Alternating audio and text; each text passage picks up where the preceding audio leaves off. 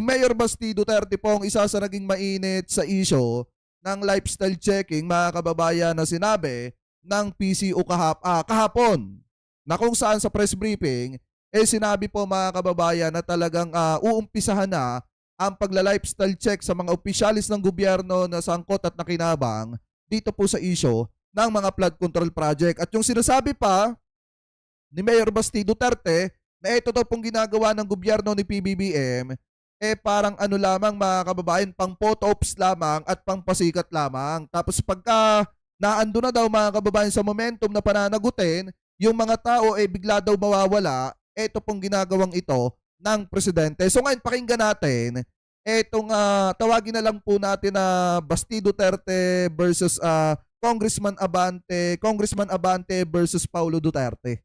Kasi matindi to, mga kababayan. Ano po, so ito, play po natin. Yung issue na yan nawala lang na yung issue na yan nawala lang na parang bula kasi ginagawa niyang press release yan ngayon PR stunt niya na pupunta sa doon kunwari may nangyari talaga tapos walang makukulong na congressman o kahit sinong politiko, walang makukulong sa mga flood projects na yan. Ibig sabihin palabas lang yan lahat. Tanungin niya yung kanyang kapatid na congressman. Magkano ba ang di ba sabi ni Mayor Basti Duterte, pag ito daw walang nakulong na mga congressman, walang nakulong na mga politiko, although may point naman, etong si Mayor Basti Duterte, kasi ang kailangan po talaga dito, makita na may makulong na politiko, may makulong na senator, or di kaya naman taga DPWH, or mga kontraktor na nakinabang at sangkot sa mga sa maanumalyang proyekto ng gobyerno katulad po ng mga flood control project. So ngayon, kung walang makukulong dyan, kung walang makakasuhan dyan, kung walang mapapapanagot dyan, lalabas talaga yan sa taong bayan na palabas lang. So ngayon, ang kailangan gawin ng ating gobyerno ay papanagutin yang mga yan, mga kababayan. At hindi na rin ako magtataka kung pagdating ng araw, mga ngaso si General Torre ng mga tiwaling politiko at mga tiwaling opisyalis ng ating gobyerno. Ano po? Anyway, tuloy pa natin. ang pondong nakuha Ito po yung sagutan ni Mayor Basti Duterte, ni Congressman Abante. ni Congressman Pulong nung congressman siya nung panahon ng kanyang father? Magkano po yung nakuha? I-reveal niya kung magkano, kung saan ginamit ang pondong yan, kung paano ginamit yan, kung ilang bilyon ang napunta sa flood control project, at kung bakit malaki pa ang baha at Davao. Kinakailangan tanungin niya yung kanyang kapatid yan. Kung talagang PR stunt to, patunayan niya kung talagang PR stunt to o may katotohanan na sinasabi. Ngayon, mga kababayan, yung sinabi po ni Congressman Abante na tanungin daw ni Mayor Basti Duterte itong kapatid niyan si Pulong kung saan napunta yung mga budget na nakalaan para po sa mga proyekto ng gobyerno diyan po sa Davao City, especially sa mga flood control project, mga kababayan, na nagkakahalaga ng nasa 51 billion pesos na nakuha ng kanyang kapatid nung panahon ng kanyang tatay. Ito po yung naging sagot ni Paulo Duterte, kasi sinagot po ni Paulo Duterte yung sinasabi po ni Congressman Benny Abante. At ayon po sa kanya, ayon po dito sa Abante, TNT, tunay na tabloidista, sabi po dito, mga kababayan, Paulo Duterte bumuelta kay Congressman Abante na kung saan sabi niya po walang ghost project sa Davao, pero merong ghost student at saka ghost employee. Walang ghost project, sabi niya, pero ang pagkakaalam natin, may ghost employee, di umano, at may ghost student. Ano po? Anyway, ngayon punta tayo dito. Sabi dito, mga kababayan, basahin po natin. Sumagot si Davao City Representative Paulo Duterte kay Manila Representative Benny Abante na naunang nagsabi na dapat silipin ng kanyang kapatid na si Acting Mayor Sebastian Duterte kung saan napunta ang pondo na inilaan sa kanyang distrito na patuloy umanong binabaha. Let me be clear.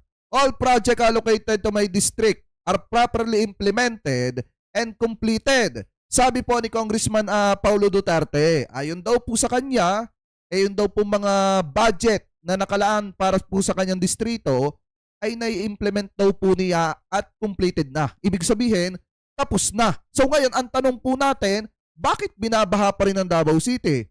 Kung talagang na-implement mo ng maayos yung budget mo, or kung talagang nagastos mo sa mga kababayan natin dyan sa Davao City, yung budget mo, bakit binabaha pa rin ang Davao City? Dapat yan kasi ang sinasagot mo, Congressman Paulo Duterte. So sabi pa dito mga kababayan, basahin pa natin. Yan. Inatasan pa ni Representative Duterte ang Department of Public Works and Highways District at Regional Office na bigyan si Abante ng record ng mga proyekto. Besides, do not mind the floods in Davao. I can guarantee everybody that every peso allocated was implemented, sabi ng Sulon. Wala namang nagbabagsakan ng mga flood control project dito. Wala din mga ghost project dito. Dagdag pa ni Representative Duterte, kung may bahaman dito, humuho pa din agad. Hindi kagaya ng mga swimming pool niyo, diyan sa lugar ninyo. Yan po mga kababayan yung sinasabi ni Paulo Duterte. Yung sinasabi niya na about dun sa wala daw bumabagsak na flood control project, diyan po sa kanyang lugar, di ba yung 51 billion nakalaan nga yun sa flood control project? Yung 51 billion mga kababayan na hinahabol sa kanya, na dapat nga yun po ang naiimbestigahan kasi unang-una, yan po ang hinahanap ng mga kababayang Pilipino natin tuwing magkakaroon ng matinding pagbaha diyan po sa Davao City. Ngayon, ang tanong ng mga kababayang Pilipino natin, saan po napunta yan? Diba? So ngayon, ituloy pa natin. Sabi pa dito, pinitik din ni Representative Duterte si Abante na nakaupo sa Kamara kahit hindi naman nanalo noong eleksyon. Dapat ba tawagon nga congressman ang unsa katawo nga wala gani kadaog sa boto sa inyong distrito.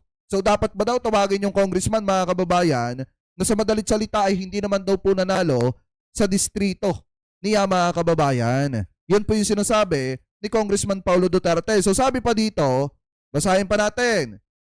You may also account those for transparency. Shake, dagdag pa ni Representative Duterte, instead of questioning the development project that benefit the people of Davao. Perhaps you should start answering for your own questionable position in Congress. Yan po mga kababayan, yung banat ni Paulo Duterte kay Congressman Benny Abante. Ito kasi yung problema minsan.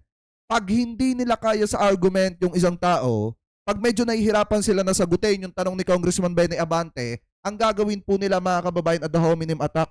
Titirahin nila ng personal na atake eto pong si Congressman Benny Abante na kesyo hindi daw nanalo na congressman ng kanyang distrito kaya daw walang karapatan na siya po ay umupo bilang congressman. Pero kung tutusin mga kababayan, since nagsalita naman ng COMELEC at sinasabi na ipinawawalang bisa yung pagkapanalo ng katunggali ni Congressman Benny Abante, siya pa rin yung hihirangin mga kababayan na panalo. At yan naman po, tinanggap ng mamamayang Pilipino, especially ng mga taga-suporta ni Congressman Benny Abante. So ngayon, ang tanong ng mga kababayang Pilipino po natin, saan napunta yung budget na dapat ay nakalaan para po sa mga flood control project dyan po sa Bulacan, sa Davao. Mga kababayan na kung saan ay hindi po maipaliwanag ni Congressman Paulo Duterte. Kaya nga ito yung payo ni Congressman Benny Abante dito kay Mayor Basti Duterte. Sana bago siya magsalita at magsiwalat ng kung ano-ano or kung ano-ano mga pagpuna niya sa ating gobyerno, dapat tingnan muna niya yung ginagawa ng kanyang kapatid at dapat tingnan niya kung yung bang kanyang kapatid ay ginamit ng maayos yung pera na nakuha sa panahon ng termino ng kanyang tatay na dapat ay naiilaan sa distrito ng Davao City. Ano po? So ngayon, mga kababayan, kung kayo ang tatanungin, ano po masasabi ninyo hingil po dito sa sinabi ni Congressman Benny Abante dito po kay Basti Duterte na kung saan dapat tanungin daw yung kanyang kapatid? At ano po masasabi ninyo hingil po sa naging sagot ni Congressman Paulo Duterte dito po sa buwelta ni Congressman Benny Abante kay Mayor Basti Duterte? Ano po? So comment below na lamang po kung ano po masasabi nyo hingil po dyan.